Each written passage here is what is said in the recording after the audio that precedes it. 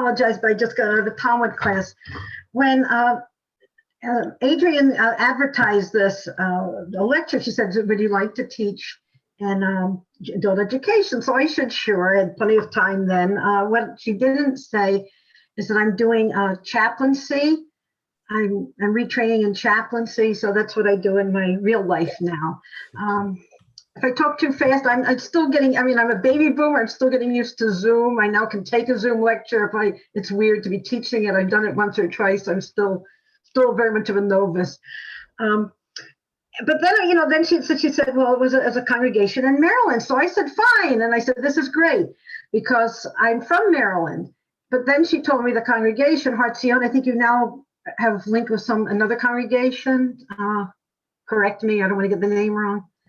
Agudas Achim. We merged with Agudas Achim. Okay, Agudas Achim. Okay, but I actually grew up in Har Zion in a way. We were proud members of Reform of Temple Manual, and but I think we may have even been. My parents might have even been on the founding members, not for very long of Har Zion, but all their friends went to Har Zion. So we went to all the bar mitzvahs and all the confirmations and all the everything at Har Zion. So I said, oh, I've got to do this now.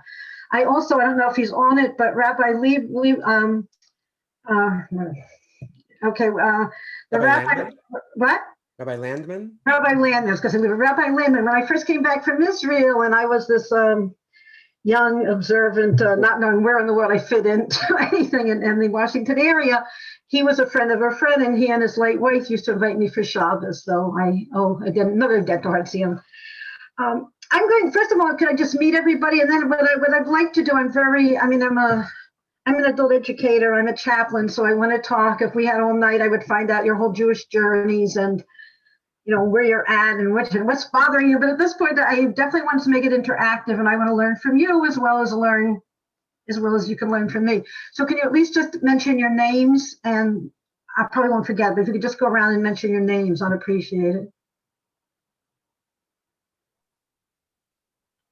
Does anybody not hear me? We're Joan and Bill.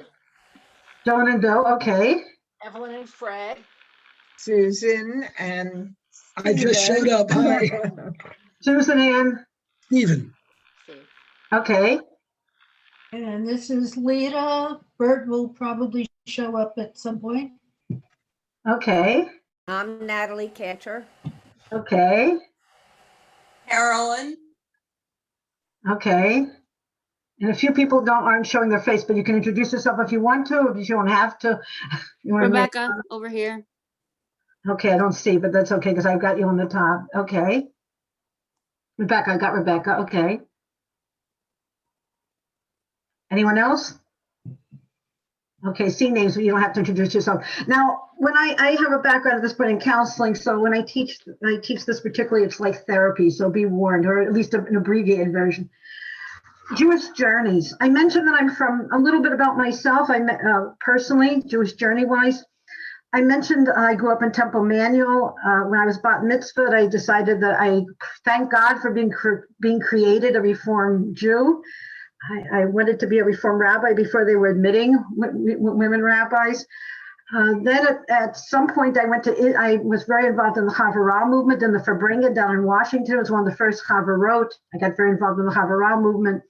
I went to Israel and became Israeli Orthodox, probably crazy Israeli Orthodox, not black hat or anything, but I had a friend, Susan, and a friend from high school. She said she was going to come in on this, and they wanted to go out. And I said, you can't go out during the 3 weeks. And they said, well, just go out and take a park. No, you can't go to a park during the 3. It was crazy.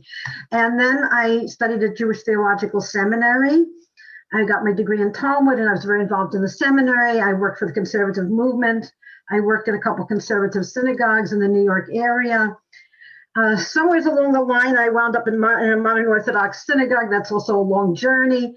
And then after my degree at Brandeis, I call myself more, I go to a modern Orthodox synagogue, but I worked, as I was doing this, I worked at conservative synagogues. And I'm really very eclectic. And I worked at JCC. So I see myself as more eclectic, what they used to call Klal Yisrael. I call Jewish communal, now they call post-denominational. So that's a little bit of my own journey. And I'd like you to share some of yours as we move along. And when I talked to Adrian, and I think it was Frank was the adult education chairperson, So he liked the idea of going by. I don't see everybody. Is there a way that I could see everybody as opposed to I don't? You Yeah, can click on your view. got it. So I don't need to see myself. Okay. That there was a concept that was really the whole concept really came into fruition, and I have it with me in my drawer because I actually keep it by my side like I would keep my Siddur. This was The Jew Within. Was a book that came out around 2000, and it was co-authored by Stephen Cohn. And if anybody knows, Stephen Cohn has been on the outs of the Me Too movement, so everybody kind of writes him off. But he did a lot of statistical work for a lot of Jewish research. And Arnold Eisen, who was the dean of Jewish Theological Seminary for many years. Now, I heard when I was taking a course in Jewish family education in California. It was the branch of Jewish Theological Seminary in California. It's got other names. I think it's American Jewish University. And the speaker I had not heard, he had not yet published the book, but it was coming out in the fall, I think, this Jew Within. And he basically tried to talk about baby boomers. I don't know how many people here are baby boomers. Anyone want to? Okay, so many people are. I'm a quintessential baby boomer. So he basically decided these were who the baby boomers were. We were mostly in our 40s then, I guess. But it's become the pattern of who people are as Jews, who Americans are as Jews. This idea of Jewish journey. Do they have my screen? Do you guys have the screen? Do you have copies of it, Adrian? Did we pass it out, or should I go back to sharing screen? I did send it out in an email, but if you would like to share your screen, you're welcome, whatever you're comfortable If I can figure it out. Okay, but meanwhile, I can just say that basically he came up with this idea of who baby boomers are, that they do it very individually and very personal. I think baby boomers do, even today, is very personal. I'm taking courses in aging as part of my chaplaincy work, and now they're creating the new aging, because baby boomers are always new and it's always there. Very, I think we're very altruistic and nobody else does. But basically what Arnie Eisen and I guess Stephen Cohen said, the most important thing a Jew should do as a Jew is to pursue a Jewish journey. And if I can do this screen, that would be good. Can you guys see it, or did I not do it? Do I have to go back to sharing screens? Not yet. You got to click the green share screen button. Share green, okay. And then you'll open the PDF. Okay, you guys can see it? There you go. Okay, the most important thing a Jew should pursue as a Jew is to pursue a Jewish journey. So, in other words, I grew up Reformed. So when I grew up Reformed, when I was bat mitzvah, I figured I'd be Reformed for the rest of my life. I didn't think I would wind up in the conservative movement and the Orthodox movement and Klal Yisrael and post-denominational. And basically, the idea was started that we'll go through a bar mitzvah, let's say, and then you don't have any involvement in the Jewish community. And this is the typical pattern. And then maybe when you're raising young children, you get involved in a synagogue. Then maybe you pull out and you sort of, I'm Jewish in name only. And then when people, when you have young children, you get involved. And then maybe when you get more towards midlife and your parents start aging, you get more involved. In retirement, you get more involved. And Jews are always changing. Then there's another quote that I talk about, Bethany Horowitz, who actually, when this happened, I talked to Arnie Eisen. I said, I thought that this was just the ultimate truth, what he talked about. I was very excited by it. And then Bethany Horowitz, I had to pull names here. I happen to know because she's married to Barry Holtz, who teaches at the seminary, and he and my mentor, we go to conferences together. And with Bethany Horowitz, she created the title Jewish Journey, and that she feels that she should get a royalty from it. She's teasing, but everything now, at least in New York, is called Jewish Journeys and the Jewish Journey Project. So it's just become a catch term in the Jewish community. And what she says is that it's not a fixed point in life. In other words, you don't start out with, say, I'm Jewish and that's it. I'm Reform, I'm conservative and that's it. But it's not a fixed factor, but rather parallels personal growth and development. Again, usually developmental cycles. So Adrian mentioned that I'm involved in psychological development. So again, it's both, as you'd say, you have young kids, you grow up, retirement, getting older, or it could also be you have a personal crisis and you turn towards the Jewish community to help you with the crisis. So I talk about this as I guess it's the next page. If you, let me turn it over. I'm really doing screen sharing. Can I just move it down, Adrian? Yes. Okay, here, skip my chart. And what I call is intervention. There are critical periods, I can't see because of this, so I have to move it up again. There are critical periods and moments in people's lives that offer potential opportunities for Jewish institutions to play a role. If only these institutions can be open and available to individuals in a way that meets their changing needs and concerns. So again, you go through a personal crisis. It's usually, the crisis probably usually be you're entering midlife. I mean, I still say I'm in midlife. When I go through the train and they ask if I'm a senior, and I say, no, I'm middle-aged. And then they say, okay, $5 for not buying the ticket on the train, and then $12. But anyway, or you have some kind of personal crisis. A parent dies, you get depressed, and you can turn towards the synagogue. And as a Jewish educator and a Jewish professional, that's at the time that they should open their hearts and doors and bring you into the Jewish community, and then you can establish more connections. Now, the one thing and this is my own research, when I heard actually it's Dr. Eisen, one of the things that he said was I lost everybody. But I lost it. I have the screen share, but I lost it. So I get him. One thing that he said is that he worked with conservative and liberal Jews, and I said, well, what about the Orthodox community? And he said, well, we didn't really think that the Orthodox fit the pattern. So that ended up becoming my doctoral research, mostly because there was a lot of research that had been done in the more liberal and Jewish and Orthodox, in the conservative community, the Reform community, JCCs, and I wanted to research his theories in the Orthodox community. And I specifically asked whether or not I had 800 modern Orthodox Jews across the country. And again, it was mostly, I picked that because it was a population that had not been studied. And I asked them, is this statement true for them? I view my Jewish involvement and relationship to Torah as being on a Jewish or spiritual journey. And if you look at my chart, between 28 and 40%, that means 68% to some extent felt that they did view their observance and their involvement in the community as a Jewish journey, which I think was an interesting statistic. So I would include Orthodox, Conservative, Reform, and not affiliated that would be involved in the Jewish journey. And I'm going to ask Adrian how to get me back onto people here so I can see everybody. At the top of your screen, there should be a button that says Stop Share. Oh, okay, great. Okay, thanks. So okay, now I've got my screen. No, stop share. You already did it. Yep, Okay, now. I don't see everybody.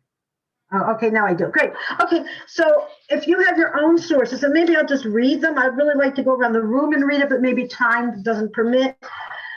I took a section of Taanit, which is basically about when the rains start in Israel. If you look at the Talmud Taanit, it talks about when you start saying Mashiach Ruach Marid HaGeshem. Everybody knows it. Mashiach Ruach Marid HaGeshem in the Amidah. Does everybody know what I'm talking about? If not, tell me. Okay, most people do. Okay, and so basically in that section, it's actually page 7. They talk about rain and when the rains start in Israel. How many people have been to Israel? Have you been there in the fall? Well, okay. Well, when you go to Israel and you're there in the middle of the summer, everything is dry desert, and in the spring there's all these flowers, and in the fall that's when the rains start. Usually after Sukkot or around Sukkot. And it's a big thing in Israel. So the Talmud, it was either in Babylon or Israel, but based on the Bible. So Moses, when he begins, maybe I have to go back to share screen. I'm going to have to keep doing that. Share screen. I'm back on share screen, and then I'm back on the screen. Wait. Yep, you're good. Okay, good. So I included the Hebrew, and not necessarily doing the Hebrew. I'm going to do it a lot what they say outside the text, just not really reading so much the text so we can get involved in it. But basically, when Moses begins his speech towards the end of Devarim or Deuteronomy, he says, "Give, O ear, O heavens, let me speak. Let my earth," this is his last speech to the people, "let the earth hear the words I utter. May my discourse come down as the rain, my speech distill as the dew, like showers on young growth, like droplets on grass." So Moses' last words, he's now comparing it to rain or water. So what the Taanit does, the section does, is he compares studying Torah and being involved as a Jew, really Torah, and how this compares to various parts of nature. Now the next part, and if I'm going to keep that screen, okay, this is really important, and this I will give in Hebrew, because some of you might know this in the Shema. So I'm going to get that. But first of all, rain, and this is a, let's see if I can get back to not sharing screen. Oh, this is fun now. Thank you. Thank you, Adrian. I'm learning a new skill. So this book came out about nature, ecology. It's one of the first books that came out around the ecology and Judaism. And I proudly have an article in it. I actually have two articles. There's one about counting the Omer. Please don't read it. It's not a good article, but the rain one I do feel proud of. And I'm bringing it here because it's my gratitude to Har Zion. So I mentioned I went with my parents because all my brother's friends are being bar mitzvah, and I'm sitting there with my mother, and we're coming to the Shema, and Shema Yisrael, and then the Ve'ahavta, and then there's this little paragraph that you guys say because you're conservative, Hayayim Shmoa, and I don't know if the Reform movement does it anymore. Wait, I'm back on the screen. Wait. Or share screen. I'm sharing the screen. Yeah. Oh no, I'm not. Nope, not yet. Okay, sharing screen. Okay. There you go. There we go. So basically, that paragraph it talks about. Well, first of all, it says after the Shema, it says, and that would be line 13. If then you obey the commandments that I enjoin you this day, loving the Lord your God and serving God with all your heart and soul, I will grant the rain for your land and season, the early rain and the latter rain. Okay, now I turned to my mother and said, how come, what's this going on? We don't have this in the Reform movement.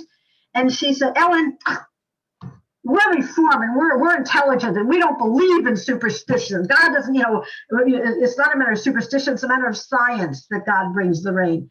And and I wondered how come the conservative movement talked about it. And so does the most tradition. I don't know if the Reform movement does it or not.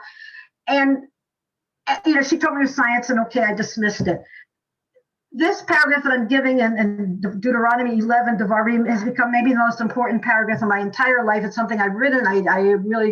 It's very important. Because basically, I think it's really the essence of all of Judaism.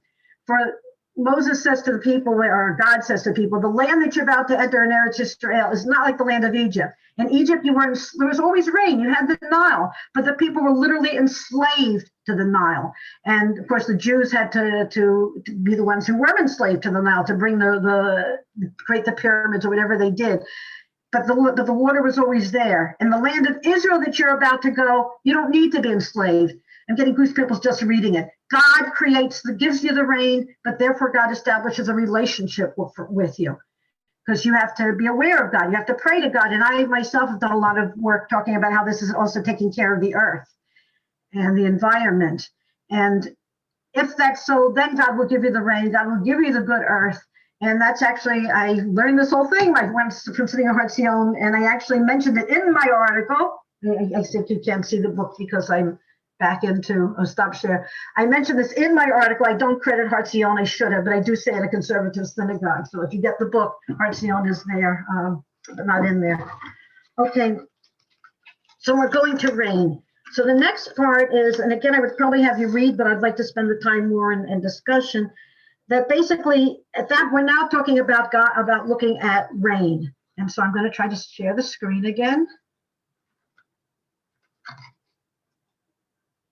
Screen.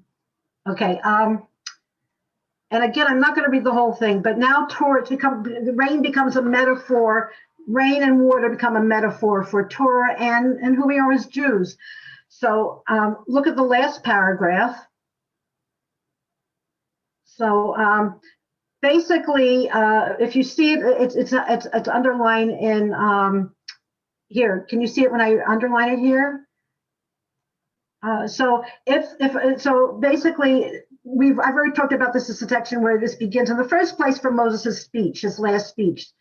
So it says that the rain, the doctrine, the Torah shall drop as the rain, and they do a little word play, and the word yaroth could be dropping or could also be like breaking. So it says a person is a worthy Torah scholar, the Torah flows through them like dew. But if the person is not worthy, then their neck should be snapped like the powerful rain. So when I teach this, let's see if I can get on sharing the screen. Stop share. So when I teach this, I always make a joke, and I say, I mean, if you like this, you know, and you know, then maybe you can talk to Adrian. I'll come back another time. If you don't like it, you know, you can write that in your evaluation, but please don't, you know, kill me. So I say that as a joke. But on a deeper level, you're in from the Washington area, and there was a rabbi, I believe in Kesher, Israel. How many of you remember him? Anyone remember him?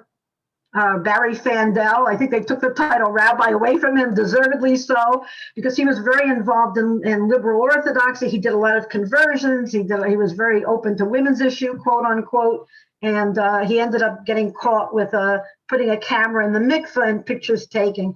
So I have a lot of friends who were very influenced by Barry Fandel, and I myself had met him, and he actually was one of the other people who wrote in that book. And you know, certainly he doesn't deserve to be a rabbi. And who a rabbi or a teacher, doesn't have to be a rabbi, who a rabbi, who a teacher should be someone who is a moral person. So that was one example. Okay, now this one, the next one, back to sharing screen. Let me see, sharing screen. Back to sharing screen. Oh, the screen shared? Not yet. Not yet. Okay, so share screen. Share screen. Oh, okay. Oh, here it goes. Okay. Okay. Okay. So so this one is. Should I try to have people read or just keep going? You can just keep going, I think. Okay, and then we'll get to discussion. Then I'm going to demand discussion.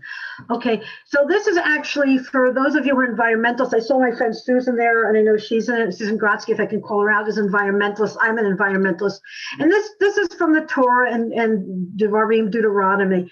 And you know, we know we're not supposed to, when we go into battle as Jews, we're not supposed to chop down the trees. And I mean, I love this. If I wasn't Jewish before this, I would be very proud of this because I'm very much for the environment. So when you go to war against a city, and if you notice I did green for trees, then you should not chop down the trees, but you should eat from them. Don't cut them down. And then the Torah asks, are the trees of the field human to withdraw before you? And then in Hebrew I put Ki Adam Eitz HaSadeh. So a tree is so basically the ask, is a tree a person? In other words, is a tree attacking you? No, the tree is innocent. Or is the tree a person that they can run away and protect themselves? So that's the environmentalist in me. But then what my non-environmentalist stuff would like to say, back to sharing screen. Oh, stopping screen, right? Okay. So what I would like to say is, Judaism is a little more complex than just being an environmental movement, because it says that the trees that are good, that give you food, you can chop down. The trees that are not good, that are not fruit bearing, that you can destroy and cut them down. So that's again that I don't like this as an environmentalist, but basically that we can use them. And it again gives the example that if somebody who teaches Torah is a worthy person, you should learn from them. If they're not, then you should have nothing to do with them. So then going to, I'm just going to do this outside the text because I want to move on and get discussion here. But when it talks about another thing the Torah is compared to is iron and fire. And basically, when I'm pausing because I'm thinking maybe I should go back to the sharing the screen. Okay, here we go, sharing the screen. Oh, wait a minute. Okay, here. Did it work? No, not yet. Okay, I'm still learning this. Okay. When I've done this before, I shared the screen the whole way. So this is trying to go back and forth. Okay. There you go.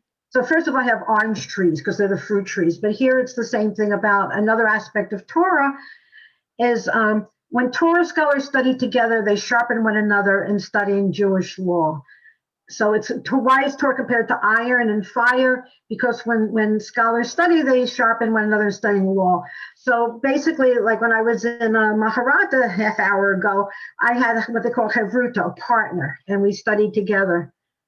But then it's just as Torah does not ignite a lone stick of wood. Everybody can see this?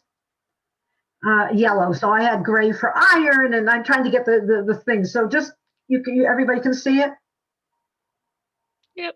Okay, so just as Torah does not ignite a lone stick of wood, but a pile of kindling, so too matters of Torah are not retained and understood properly by a lone scholar, but when studies himself and other group of sages. Now, I don't think just a Torah scholar, I think as a community, and I think Adrian mentioned that I studied Jewish community work. And I remember my first experience Jewishly. I'm talking about myself, and you guys are not off the hook. I'm going to get to you guys in a minute. But one of the first things I got involved in the Jewish community, so I went to summer camp. And I really felt that when I was in summer camp with my fellow community, I really felt I could do anything. I felt really, really empowered. And community is intended to continue to be an important part of my own life. And so it's not just Torah scholars, but you can't be Jewish alone. I mean, you can be. I'm not judging you if you are. And certainly at various points in your life, you're doing it alone. But at other points, you really have the community. And just as I said, the intervention part, I mean, when my mother died, and she was my second one who died, and I was alone, and I came to Minyan to say Kaddish, and one of the guys came up to me, and I said, no, I'm all alone. My parents are all gone. So he turned to me and said, Ellen, we're going to be your family. And that's certainly a time, but also I think there's nothing like the Jewish community when somebody is sick. And all of a sudden everybody brings the food and everybody visits, and community is a very, very important part of who we are as Jews. And I hope you're thinking about, because I'm going to put you on the spot in a few minutes. Okay, going back to sharing screen.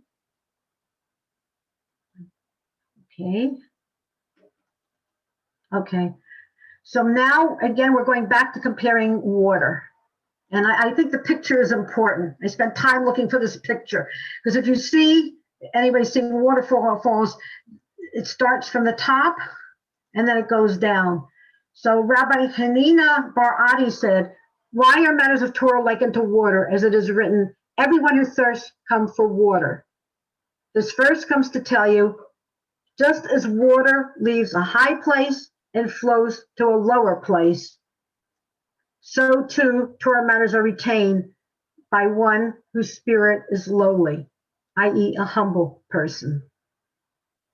So here's the Torah, so here's the water flows, and here the Torah flows. So this is, so yes, I might have gone to all these degrees, and Rabbi Susan, is that your name, Susan or Susan? Susan? Studied Torah, but also it matters who you are as a person. You can't be like that rabbi who I mentioned in Washington, who obviously whatever. But my rabbi, and I'll mention that because it's very personal for me now. My rabbi, who's been my long-term rabbi and died recently, and basically he was a humble person. He was he was very knowledgeable. He was, I know that he talked to Rabbi Feinstein, one of the latest rabbis, greatest rabbis of the generation, said, you've got the expert book, but he always asked your opinion. And I think that's who a rabbi is. So let me now take a minute, and I'm not going to go around the room, which I will do later, but would anybody like to share experiences of a particular what you think? Do you think a rabbi has to be humble? And you and your own expertise, whatever that is, do you feel you have to be humble? What's more important, knowledge or your ability to work with people? I'll call Rabbi Susan because he's a rabbi, and I'll make him start. I'll tell you, one of the greatest rabbis that I know, and that I had the privilege of studying with, and I'm sure you know him even better than I do, is my teacher, Rav Halivni. Who I went for my rabbinical bechinot, my rabbinic exams in Israel at his apartment. And it was the most terrifying thing I've ever done. And walked in just expecting to get absolutely grilled. And he sat with me and we learned a page of Talmud together. And it was so non-threatening and so just wonderfully, I got such a wonderfully comfortable and warm feeling that somebody who, knows this page of Talmud inside and out and by heart many times over, but has this patience with me to learn it with me as if he's learning it for the first time, and that inspired me to keep on going, and has a lot to do with my style of teaching now. I'd like to talk to you more about this. Another Dr. Olivny story. He was in sabbatical in Israel one of the years when I was at Neve, what they called Neve Shechter, Israel, the seminary program in Israel. And he would be learning in the Beit Midrash in the library. There'd be a big room, and we would be learning. I would be doing my homework, let's say, in Talmud. And he was there, and he would be doing work. And you know, he lived a few blocks away, so he'd forgotten a pen, or his pen ran out of ink. So he said, you know, did anybody need a pen? Anybody have a pen? So I had a pen, and I went over to give it to him, and he said, no, you take it. You take it. And I said, here, Dr. Olivny, I don't give him anything, you know, you, Dr. Olivny. And he said, no. And he refused to take it. So then I went up to my room. I had a dorm in the seminary, and up in the building, I went up to my room, and I came down with a pen, and I left it on the desk, and he refused to touch it until I came back with another pen. So that's Dr. Olivny. But not just Torah. I mean, I don't know if any of you teach Torah or if you study with rabbis who's on another rabbi. What about your own professions? What characteristics make you a good professional in a Jewish sense? In other words, it doesn't mean studying the Shema, saying the Shema 3 times a day. It doesn't mean reading a Bible 3 times a day. But I mean, I work in the hospital, and people say to me, oh, I'm not Jewish, or I'm not Catholic. But then they talk about who they are morally, or who they've learned from. So can some of you share about any experiences you have, either as a professional or as a recipient of somebody, a doctor, a therapist, a male person? Should I call on you? I will be mean and call on you. Yeah. So unmute. Yeah. So I'm Bill. So I think in a Jewish tradition, what helped me professionally was asking the right questions. Didn't have to have the answers to all our problems, but trying to hone in on what the real problem is and what the risks are, and, you know, not the answers. I'm not smart enough to know the answers, but asking the right questions. What was your profession? What is your profession? Economics and computers and things like that. Okay. That's beautiful. Thanks. Anybody else? I will be mean and call on people. Yeah. Anyone else? Okay, I'm Natalie, and I think that for me, it was learning to work in a team, not as a solo act, because I think Jewishly, you have to value each person, and when you do, you get a much better product. Beautiful. Yeah, absolutely. That was similar like what I talked about before. I didn't talk about the Torah. The Talmud talked about that you can really only learn when you do it with either another person or a community. What profession is this? I was a local government official. Oh, very nice. Very nice. Anyone else? Can I be mean and call on people? I will. Adrian, you want to be mean and call on people? I want to hear from Steve Seidman. Okay. Well, you'll have to forgive me because, Ellen, you were saying so much and at such a rapid pace. I'm not even sure what the question is that's on the table, but I'll be happy to try to answer it in the same spirit that Natalie and Bill did. But forgive me, could you ask the question again? Sure. You should have quieted me down. I was worried to get too fast, and I've got time. Basically, I talked about a scholar of Torah or a rabbi, but it's any profession, that it comes from a higher platform. It's like water, because you have to go from a higher place to a lower place, which means a real rabbi or a real teacher or real anything in a profession should be humble. Well, you know, now I remember that's where you were earlier in the conversation. And I don't know if this is going to be a profound answer, but I have noticed in my own experience throughout my Jewish life of identifying as a Jew is much more important to me than the actual liturgy and that. And people who were present last year when I tried to read a Haftorah from 50 years ago, they know what I'm talking about. I didn't handle that as well as I had hoped. But what I did take away from all the rabbis I've known in my experience, and not to embarrass him, but Rabbi Susan, one of my newer and younger rabbis in my life, falls right into this category. There's something that they all the rabbis I've known got in their studies, perhaps. I don't know if there's a course in the seminary called Absorbing Humility and Knowledge, but they share it pretty well. And I've noticed in my experience that even small comments like the way Rabbi Susan answered your question a few minutes ago, his answer was inspiring to me. And perhaps I give too much credit to somebody simply because they've achieved the position of rabbi, or maybe I listen differently to somebody who's achieved the position of rabbi, but I have noticed that I do walk away with some level of understanding every time I hear a response, even marginally like what you're discussing and what we've been discussing here. And that sounds like I'm sidestepping as I listen to myself saying this, but I really mean that I take away a little something from their humility and I take a lesson from it. Beautiful. What about in your own career or in your own life? As to what you give. Life is many things other than a career, which is now over because of economic issues. But I am a father, I'm a husband, I'm a grandfather. I want to think that I'm a wise old Zadie.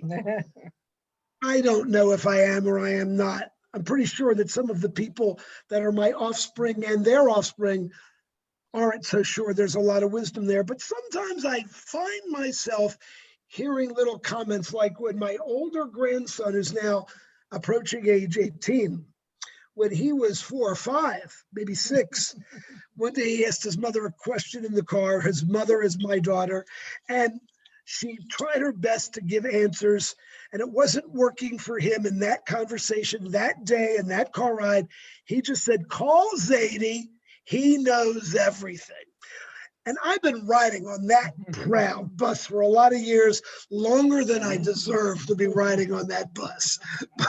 But when you ask what about the kids that followed, that was an example where sometimes, even when they were older and didn't say anything quite so stroking to my ego, I think that they were getting something from me that I hoped to convey. So if that is the answer to your question, that's my answer. I'm not even sure that I answered what you just asked me, but I tried. It's not a direct question. I want people to share. That's beautiful. How many kids do you have? How many grandkids do you have? 3. These 3 boys are the only ones we have so far. We have 3 other children who are not married, so I hope to have others. But at the rate they're going, I'm going to have others when I'm already in the ground. I don't know. I've got these 3 boys, 3 teenage boys. 120. What about you, Susan? I'm calling Susan myself, but what about you? What do you feel? Very much in my career, one of my careers was as a school teacher, and I always felt I got more out of the team meetings with the other teachers as we all shared and had our chance to input the way a lesson should be interpreted or taught, teaching techniques. So definitely felt learning from my colleagues as much, if not more, than I was teaching them. No, I don't want to steal the stage. I got to say something. Her answer helped me remember something that really aims a little bit more at your question to me. And I'm going to keep this very brief. But I had a very interesting experience about 20 years ago where I was in the gown restoration business. And a man called me up and he invited me out to lunch, and I knew he was an insurance salesman. But it turns out he said, "No, I'm inviting you to lunch because I once told you that I was going to take you out to lunch and thank you for something you did for my family during one of our jobs." His daughter wanted to wear her grandmother's gown, which was aged and soiled, and I brought it back to life. And she wore it for her wedding.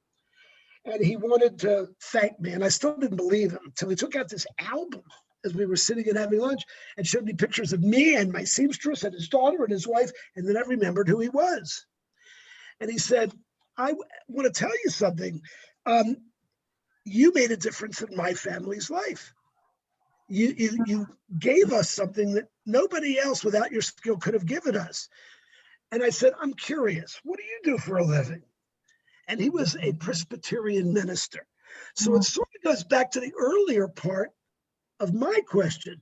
He took whatever lessons he had from his theology lessons and his experience as a clergyman.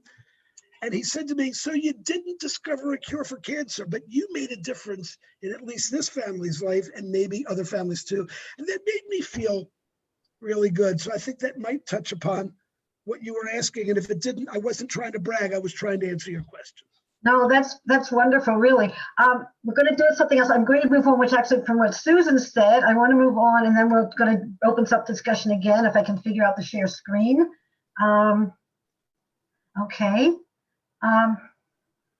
So I don't know how you, I was trying to figure out the singing. I had a patient the other day. He just came from surgery. And he said he's spiritual, so I was going to sing a song. I said, whatever you do, don't sing, because I'm a professional singer, so I didn't, so I won't sing. But when you put away the Torah, you say, Eitz Hayim Hi L'Machazikim Ba'al L'Tomhecha Me'ushar is a tree of life to those who grasp her. And whoever holds on to the Torah is happy. Probably most of you know that. If not, I could get someone to sing it. You can raise your hand. But now I'm just going to continue in the text. Rav Nachman Bar Yitzchak said, and it's really what Susan said before. Why are Torah matters likened to a tree? As it is stated, is a tree of life to those who lay a hold upon it. Okay, now we're going to talk about Torah and wood, and you see I've got a little campfire there. This verse comes to tell you that just as a small piece of wood can ignite a large piece. So I worked hard to find it. So I remember actually in Sligo Creek Park in Girl Scouts, we would get together and the teachers would bring the logs and we would run around looking for twigs, kindling wood.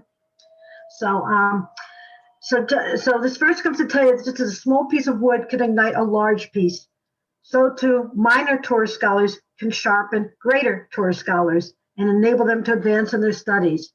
And as Rabbi Hanina said, I learned much from my teachers and even more from my friends, but from my students, I learned more than from all of them.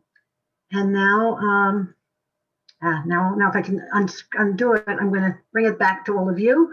Okay, I learned much from my teacher. I'll start first because I feel when you share that I should start first from my teachers, and I'll just pick one teacher. Certainly my rabbi who recently passed away, and really I met him in 1979 and he became almost part of his family, and I learned a lot about him personally as a mensch as well as text. From my friends, I see one of my friends here, Susan Grotsky, if I can point her out, who we were friends from high school. But I learned from my friends. I love my friends. They give me Torah and life. I don't separate Torah from life. And that's been really, really important. And for my students, this is my tagline, and I'll say it now rather than end, that I'm learning from all of you. But my one experience where I really learned from teaching students was when I worked with Russian emigres, people who, I remember one person, his family, they hid in a corner to eat one box of matzah, and they would share one piece of matzah. And I'm thinking, I complain about Passover, which is a month and a half, and that these people really to give their lives for, and I don't mean Judaism like God, but their lives for community and their family. I think that's really important. So now I'm going to ask from you to talk about either your teachers or your friends. And I would call on people, but I think I'll be like the person who you'll be presenting, but I would like to ask people about their teachers or their friends. What did you learn and how important those people were or were not? And let me see if I can, I've got you on screen. Okay, so who would like to volunteer first?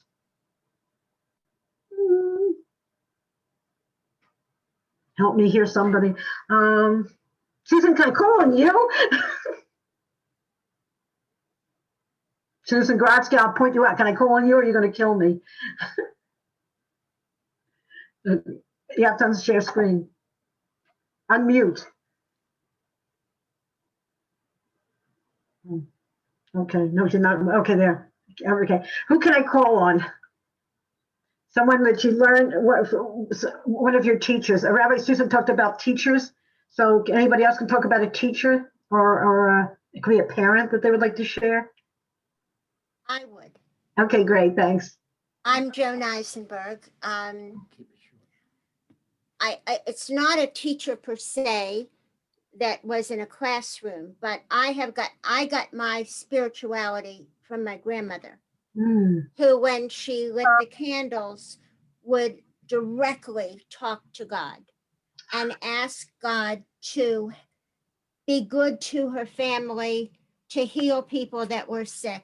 And I remember as a little kid watching this, and it made such a deep impression upon me that I feel that she was a teacher to me for how to relate to our God. Thank you. Thank you. Gorgeous. Really incredible. Anybody else? Oh, Ellen, I will speak now. I finally found my unmute button. I'm doing this on my phone, and many of the buttons are hidden until you swipe the right way. I hate to embarrass you, but I'm embarrassing everybody. Okay, go on. Yeah. Well, I embarrassed myself, but germane to that, actually. I worked for many years in the computer industry, and in the small software companies where I worked most of the time, there's always one person who is the alpha programmer. He's the one that all of the other engineers admire and come to and look to. You might say their rabbi, although not exact. Well, they wouldn't use that terminology. But here's the thing about the alpha programmer. He often is a very humble guy. He is not the guy that will look at you and say, "Oh, you don't know that already?" He's the one who will say to you, "Oh, let me show you how that's done." So it appears that that concept of humility, I noticed it. And this was in the industry, not exactly a spiritually advanced environment. Thanks. And while I've got you on the spot, what about friends? You don't have to talk about me or students, people you've taught and given to. Well, I really do feel put on the spot with that question. Okay, forget it. Forget it. And somebody else I can put on the spot. So Stephen talked, what? I noticed the statue of the horse in your background. There is a statue of a horse? It's on it's. Oh, yeah, right. Yeah. Susan and I go back from when we both were horse lovers way back in confirmation class. That's exactly right. She's putting me back on the spot since I put her on the spot. Stephen talked before about his grandchildren. Anybody else would like to talk to you about a teacher, a friend, or a student or a child?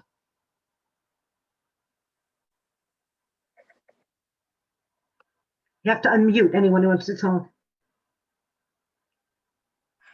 I will offer a category of person that's very inspiring to me. Whenever we feel bad about the path of what's going on in our life currently, and we all have those weeks where we just say, man, this really sucks.